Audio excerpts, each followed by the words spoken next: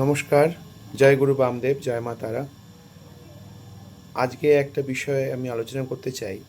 এই যে আমাদের জ্যোতিষের অনেকের কাজ হচ্ছে না, বা বিভিন্ন জ্যোতিষীদের রেমেডি একরকম নয়, বা অনেক সময় কাজ হতে চায় না ভুল প্রতিকারের জন্য।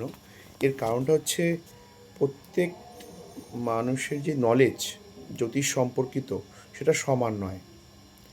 সঠিকভাবে প্রতিকার এবং রেমেডিস আধ্যাত্মিকভাবে, ডিভাইনভাবে, এটা সবার পক্ষে সম্ভব নয়। কারণ জ্যোতি যুগ প্লাস ইজ ইকাল টু জ্যোতিষ। তাহলে জ্যোতিষ শব্দের এখানে জ্ঞান এবং ডিভাইনের সঙ্গে কানেকশান, এই দুটো যোগ থাকলে তবেই সে প্রকৃত জ্যোতিষ হতে পারবে। এবং সবার আগে প্রয়োজন জ্যোতিষী হওয়ার জন্য সততা। এই সততার না থাকলে এই পথে সে সঠিকভাবে মানুষকে প্রতিকার করতে পারবে না বা গাইড করতে পারবে না। কারণ দেখুন, এমন অনেক কিছু দেখা যায় জন্মচাটে, যে এমন তাদের কর্মফল জটিল হয়ে থাকে জন্মচাটে, যে সহজে প্রতিকার করা সম্ভব নয়।